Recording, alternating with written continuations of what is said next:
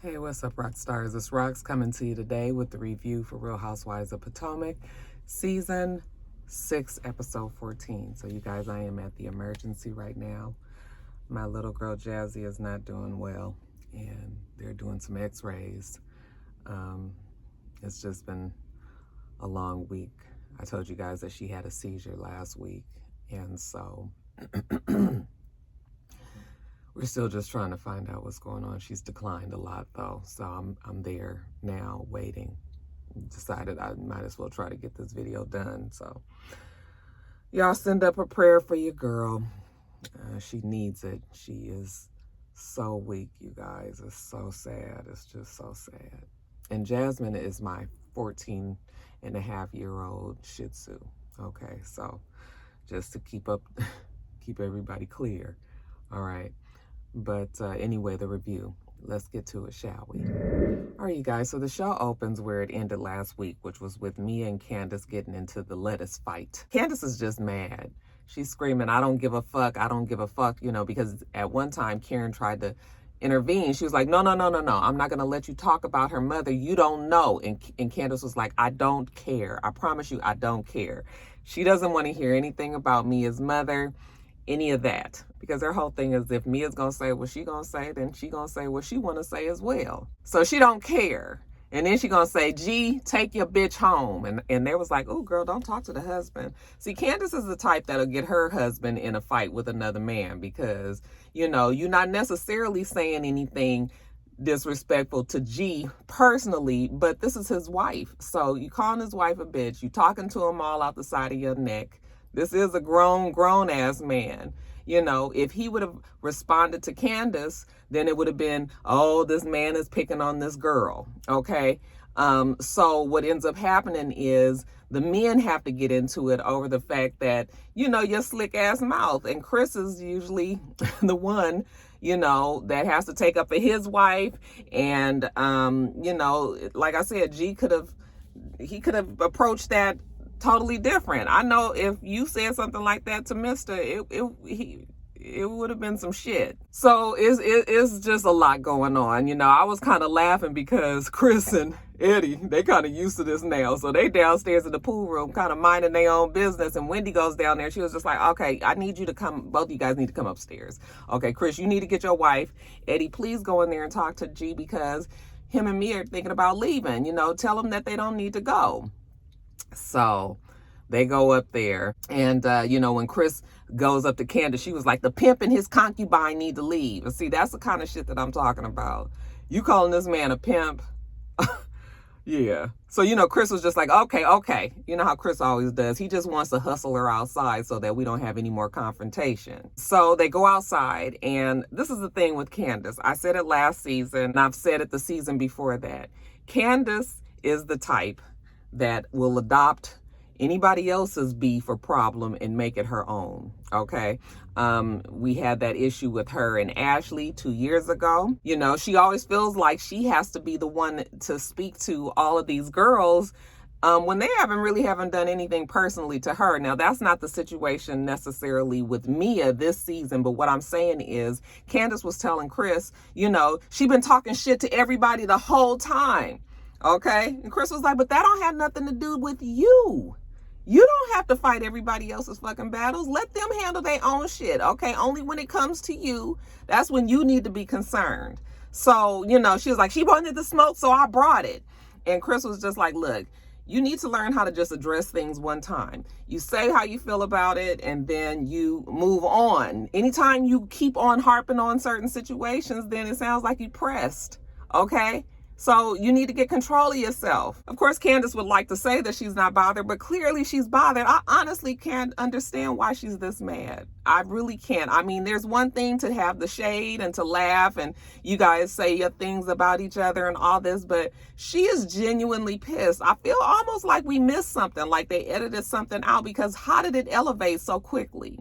But anyway, Chris tells her that she needs to go in there and she just needs to say, listen, I'm not going to disrespect you anymore. And I would appreciate if you wouldn't disrespect me either. All right. And, I don't know. Candiace don't feel like she can do that. Yeah. It's just a mess inside. Karen pulls Mia to the room. Mia's she's mad now, okay? Them tears of anger coming down and or coming out. They didn't quite flow down, but Karen was just like, listen, Mia, you need to stand with dignity and pride. No one can make you feel cheap. You stand up for you and your mother. Don't you give them that power. And Mia was just like, I'm not going to let anybody take that power. But what I'm saying is, she can talk about me all she wants. You know, but I'll be damned if I'm gonna let her sit up here and talk about my mother. My mother has been through a lot. You guys know it. I've told you guys what's gone on with my mom, the fact that she didn't raise me and everything, but she's worked really, really hard to get on her feet and do better. And, you know, the fact that Candiace just keeps on harping on it, you guys can't tell me that Candiace didn't know at this time about her mother. I really don't think she knew about it at the Reasonably Shady event, but I had a feeling that she knew by the time we got to the Eastern Shore, you know. So she was just like, I'm not going to let her do that. You know, my mom worked hard, and the shit that you can say, you know, it could cause harm. My mom could actually be forced into, like, you know, pushed into relapse because not necessarily of what Candiace said by herself, but just from the antics of this show. You know, family members, a lot of times our side, you know, they do come up with damage just because of the people on the show. So her mom has been kind of like a focal point. So now we all eyes on mama. I'm sure that mama did not want this. So at 5:33, Mia decides that she knows her limits. Enough is enough. It's time for her to go. I don't know why this lady has to listen to the doctor on the loudspeaker in her fucking car parked right next to me. Anyway, when G and Mia are in the little the foyer vestibule area and Karen is talking to him, you know, G is so drunk that he's kind of like leering at Karen. He's kind of doing his mouth like, ugh. Karen's just like, oh my God, like, G is crazy. I was like, is he really doing that in front of me? And Mia was like, ooh, I'm going to tell Uncle Jessup on you. I don't even think G will remember any of this. G gets to telling Karen and them how he met Mia, you know, and that she was a bartender, and then she turned out to be I guess, was it a stripper, escort, whatever it was, it was $10,000 for 2 hours, you know, and Ashley was just like, oh, well, 2 hours, $10,000, that's quite a bit of money just to, you know, be paying for somebody's time. All right. Well, I mean, Mia already made it clear that she was pretty much an escort in a high-end restaurant / club, bar, lounge, whatever you want to call it. So, you know, you ain't telling us nothing new. But anyway, Ashley goes into the kitchen and Chris is in there cleaning up the lettuce on the floor, you know, talking to himself like, you know, I don't know how I keep on getting in this, why we keep on going through this. Look at all this lettuce on the floor. You know, when Ashley comes in there, he tells her, listen, Ashley, you know, I know you and my wife got some issues, you know, me and Michael don't always see eye to eye. He's like, but, you know, I follow you still on Instagram. And I just, you know, wanted you to know that, you know, motherhood looks good on you, you know. And she's like, well, thank you, Chris. And he was like, yeah, you know, you definitely have settled into this position well. Okay, so Chris is trying to bridge the gap. And Ashley says she appreciates the fact that, you know, even though his wife is an old immature ass yapping dog, at least Chris can bring it to him, you know, bring it upon himself to say something nice. Okay. And if you can't say anything nice, just don't say anything at all. So it's just a whole lot going on in the house. Actually, this episode was really, really funny because just all of the sidebar talk, you know, when Karen goes back into her room and she's talking to Escala and Ashley and she was just like, what happened to our Zen moment? You know, I've only been in this house 30 minutes and I've already seen a salad toss, a plate broken, a tongue rolling around in his head uncontrollably. You guys remember G said when they first time when they met, and who would he sleep with if it was another wife on the show? And remember, he picked Karen. And Mia said that he always thought that Karen looked great. So, you know, I think G was having like dreams of Karen. Escala was like, look, I ain't came here for this shit. You know, if I wanted to be arguing and shit, I could have just stayed at home. This is not her idea of a vacation. I said, oh, honey, if you want to be on this show, this is their idea of a vacation. It happens every single time. So, they just sitting around talking and just kind of like, what the fuck is going on? What about when Karen said that she can toss salad? They was just like, Karen, can you really toss salad? See Mia calls her mom just to check in, see how she's doing, how the kids are doing. I was like, please don't tell your mom about what's going on at the house. And she doesn't, okay? When she gets off the phone, remember, they supposed to be going out to dinner, okay? G is knocked the fuck out. You know how it is when you just be laying on the bed, I'm just going to rest my eyes for a few seconds. And then the next thing you know, you knocked out. Okay, that's where G is. That's why I said he just drunk and, doing too much and sleepy. And that's probably another reason why he didn't have much to say to Candiace about Mia, because the connections in his brain, it wasn't even connecting the shit that she was saying to him. I bet you on the sober brain, he probably gonna have something to say. We're gonna see how they do at this reunion. And side note, you guys saw the reunion that Nicki Minaj, they say that she comes in near the end, probably ask a few questions from the viewers or something like that. But yeah, she is going to be on the reunion for Real Housewives of Potomac. So we'll see how that goes. Some people weren't happy about that because you guys know that Nicki Minaj has had some bad press recently, but I'm sure the Barbs will be happy. That damn social media for Real Housewives of Potomac, between the Barbs and then these crazy ass fans for Real Housewives, it is about to be on and popping for real at that reunion. But anyway, getting back to the show. Ashley's in her room. She's trying to call Michael. Can't get any coverage. Okay. There's always some drama with her trying to get in touch with Michael. Did you see the picture that she brought of the family? I was just like, they look like the Step Brothers family. She said that she's waiting for Giselle and Robin to come. She really hopes that they come because they're supposed to be a throuple, because, none of them are going to have their men with them. Remember, Jessup is supposed to be coming to hook up with Karen the next day. So technically, Ashley, Giselle, and Robin are the ones that won't have their men's with them. Well, Giselle doesn't have any men's to even consider. But she got luggage. Remember, that's what Wendy said. And then, surprise, surprise, who shows up but Giselle and Robin. Robin said that Ashley made her feel real guilty, okay?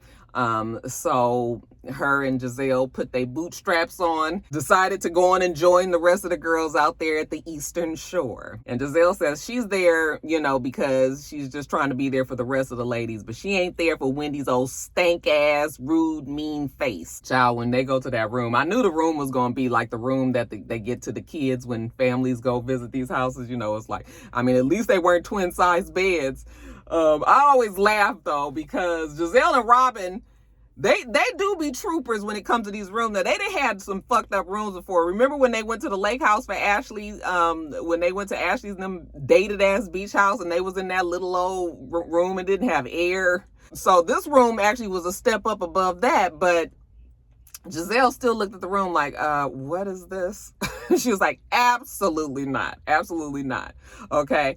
But I guess they're going to try to make the best of it. This is their room, whatever. Chris had helped them bring their bags up to the room, or at least helped Giselle bring the bag up to the room, because, she has that boot on her leg. So I guess he goes and tells Candiace that they're there. So when Candiace comes in the room, she's happy. Okay. Oh my God, you guys are here. She jumps on Robin, gives her a hug, and Giselle goes in the room with them and tells them how excited she is that they made it. And they was like, girl, we didn't heard about you. So she tries to explain her case and how Mia started talking about her video shoot being low budget and all that, and how it escalated so quickly. And the next thing you know, they was throwing lettuce at each other. But Mia was worse, okay? Mia was breaking shit. She broke stuff in the house. And both Robin and Giselle were looking at her like, Candiace. And, Candiace listens to Giselle. Candiace tries to explain away her low budget comment, and Giselle was like, no, you called her mom low budget. You said your mama's low budget. And they're trying to explain to her, like, the mom has issues. Like, the mom used to be a drug addict. And, Candiace was like, I didn't know that. I could see it across her face that she was hurt. But did she realize how hurt I was? Again, I don't understand why Candiace was that mad. You're this hurt when it's been said plenty of times that, these things have been said about Chris and by your mom. So you should be used to it. So, Candiace tells us that if she had known that Mia was, her mom had this situation going on, she would have just talked about Mia's big feet or something. I was like, yes, because you just seem to have you just kind of a one-trick pony, the same few jokes that you're going to recycle over and over, even though each time she says them, they're a little funnier. Candiace's mouth is funny, you guys, but she is just, that mouth is brutal. toe. Anyway, Wendy comes in there and she's actually surprised to see him too. She's just like, oh, you guys made it. Yeah, this is our room. And she was just like, well, you know, everybody picked their rooms. You know, I didn't assign rooms to anybody. So since you guys got here last, like, this is all that's left. You know, and they were like, okay, well, where's the bathroom? And she was just like, I don't know. I was just like, Wendy's whole attitude was just like, I don't know, girl. I mean, look, this is all I got for you. You know, find a bathroom in this house. I'm sure there's one close by. Honey, Ashley brought in them shots and Wendy was out. And I was just like, Wendy is just like, I don't know. Y'all can stay. Y'all can leave. Whatever. She don't even really care. This is a GVO weekend. Remember? GVO. GVO. So, you know, Giselle is asking Ashley, like, where the fuck am I supposed to get dressed? Like, I mean, you want me to be here. I'm trying to play along with everything, but I can't even get dressed. There's no bathroom. And Robin was just like, and I'm on my period. I know that's TMI, but you know what? When I am like this, a nigga is in a bad fucking mood. Like, you stay away from me and I'm going to stay away from you. Okay? And then if you ain't got a bathroom close by and all that. So Robin was already like, I should have stayed my ass at home. We're going out to dinner. So everybody's getting dressed. You know, Wendy tells us that when her and Eddie go on vacation, whenever their family goes on vacation, they like to color coordinate. They like to make sure that they look like a unit, you know. So today is no different. Okay? Again, Eddie come out with that medium outfit. I was just like, just the next size, Eddie, the next size, just as shiny and hair wet, and he just be so shiny. I was like, we gonna need a little pat of the matte powder, pat. But whatever, everybody looks nice. We get on the bus. People get seated, and somehow Candiace was like, I don't know how it happens, but I get seated right next to Mia. But the bus ride was the funniest because I forgot how funny Giselle and Karen can be when they actually are together, like on the same page and like laughing about shit. So it was actually really funny to hear them back there talking about G, you know, rolling his tongue at Karen. They was like, oh, he was trying to lick you up and down. There's quite a bit of keying going on back there. You know, when they ask her about teabagging, Karen was just like, absolutely not. Are we trying to do no type of teabag situation here? This is the only teabagging that I do. Just the fact that they was back there laughing and giggling about Mia and G and all of the things, I was just cracking up. That shit was funny. So what's the night supposed to be, you guys? Remember, GVO. Okay, at least that's what we asked Gordon. And Gordon has said that they had said GOV. Okay, good only vibes. Somebody said no, good vagina only, GVO. I was like, GOV could have been good old vagina. Shit, you know, you wanted some of that Karen. That's some good old vagina right there. Anyway, so we're laughing on the bus. Everybody is having their conversations. This shit is funny. We get to the restaurant and Wendy tells everybody she thanks them for coming. She's just happy that everybody decided to show. You know, we're going to have a nice relaxing time. Tomorrow they're going to go on a boat ride and then they're going to go back to the house and they're going to have a huge crab boil. And just remember what this weekend is about. GVO. GVO. So everybody orders their food. Okay. Ashley notices that there's a table of good looking men sitting off to the side and they keep on looking over at them, you know. So she tells Giselle, look at some good looking men over there. You know, Giselle looks and she's just like, okay. At first when I looked at them, I was just like, all right, nothing good looking, but actually one or two of them was kind of cute. But that ain't Giselle's type. Actually, Giselle don't really have a type. All the men that we've known her to be with on this show, they've all looked completely different. So I guess she could have probably been with her, but Giselle don't strike me as the type that'll be with a white guy. But again, it's a whole lot going on at the table. You know, Mia kissing Gordon. She's like, I'm tired of not showing you any PDA. He was like, what? What's that? She was like, public displays of affection. Girl, just kiss your man. You ain't got to do all that. Robin is miserable. She was just like, I'm just not feeling it. I don't want to be here. Like, she's sitting down there. She's just like, ugh, everybody leave me alone. But there's good news. Those men that we were talking about, they sent over a round of shots for the table. Okay, and the men was all like, hey. And, you know, they were like, oh, that was really nice. Hold on, here comes my doctor. Hi, I'm sorry, I'm at work. You know, if you have all right, you guys, not good news. But anyway, like I said, the men have sent over this The men have sent over the round of shots. These ladies don't need another drink. And then there's a table of women that's kind of rowdy, like, hey, what's this you guys sending rounds? How about your wives over here? You guys, I almost died laughing. I was just like, no, y'all not over there flirting with these women, and y'all wives are sitting over at another table. So they was all like, oh, is that the wives over there at the table? So the wives are like, are you freaking kidding me? Really? You're not going to send us drinks? And the men just was like, oh, whatever. They didn't even really care. So Wendy was just like, calls the waiter over and tells them, you know, get those ladies whatever they want. Okay. And then Karen takes it upon herself to get up. Hello, men. You know, I wanted to come over here and tell you thank you for the drinks, but I am about to celebrate my 25th anniversary with Uncle Jessup. And listen, if they truly are your women, I'm going to need you to get them whatever they want. I mean, really go all out for this one, fellas. She was just like, whatever they want, okay? Because you don't make it to 25 years doing shit like this, sending drinks to other women, all right? So get them, look, they LVs, they YSL bag, whatever they want. I said, Karen, go sit down. Ain't nobody asked you none of this. So anyway, things are going well. And then Ashley brings up earlier today the fight. Giselle was just like, Ashley. Everything was going so well. It's funny because Giselle and Robin didn't have to do nothing on this episode. Chris was just like, listen, y'all do whatever y'all do, but I don't even want to be involved in any of this stuff anymore, okay? He knows that Candiace and Ashley don't see eye to eye, but, you know, he would like to get to a better place with Michael because really he's never said anything negative about Michael. I was just like, I don't know about that. We do get a flashback of the things that he said at the reunion.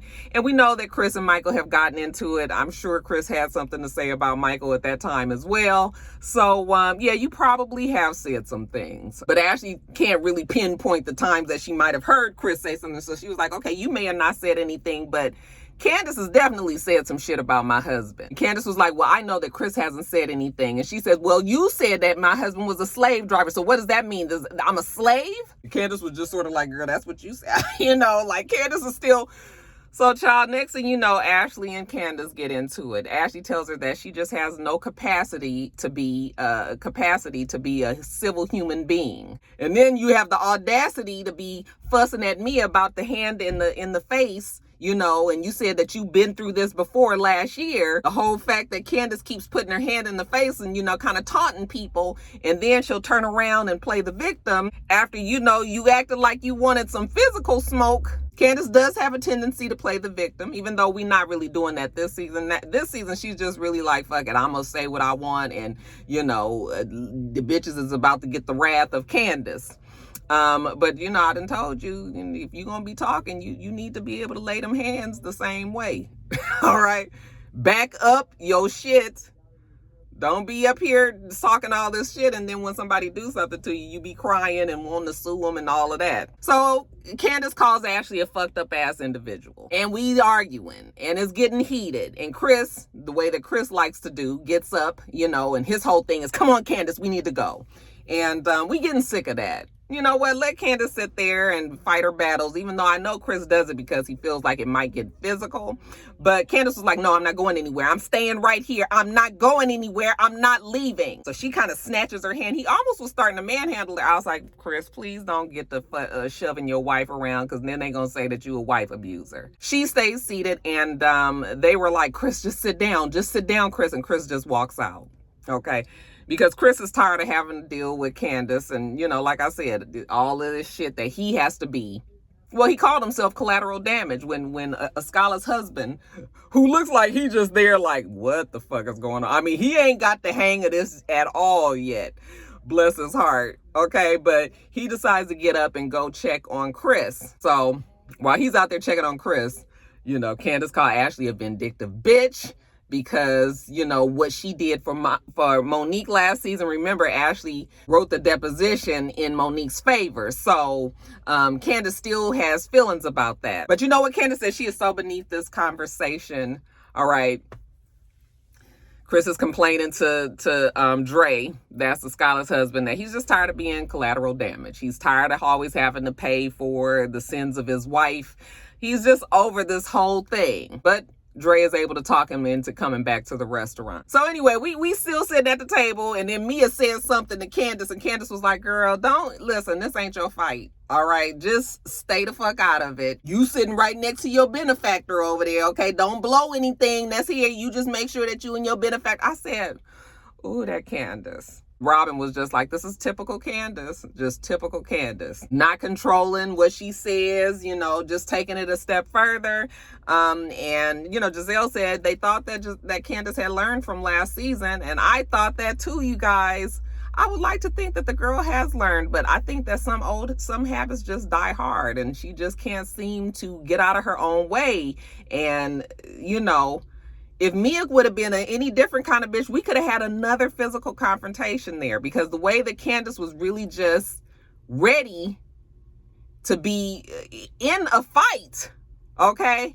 So I don't know. I know you guys are like, well, if a person is saying shit to you, then you ought to be ready for whatever the rebuttal is. And I agree. I mean, I totally agree. So Mia has said what she said, and you ought to be ready for Candiace.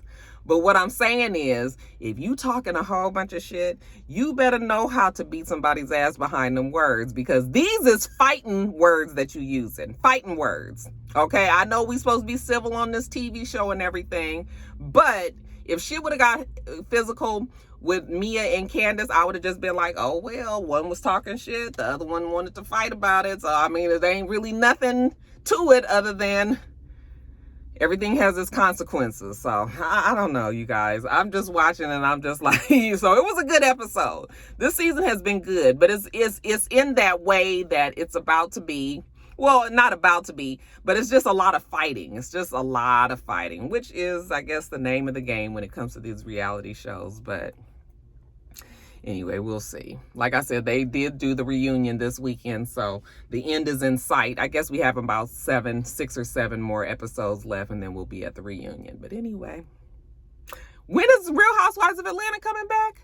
It's definitely not coming back November 1st. I mean, the first weekend in November like it normally does. I guess everything just got pushed back. But anyway, what y'all thought about this episode? Let me know. All right, you guys, let me get on off of here. I'm going to try to get this edited while I'm sitting here and waiting on the results for Jasmine. Make sure that you rate, comment, and subscribe to the channel. I'm itsrox. The channel is itsrox, and everything else I do will be in the bottom bar. All right. So I hope that you have a wonderful, wonderful rest of your day, and I plan on doing the same. Until next time, rock stars. Bye.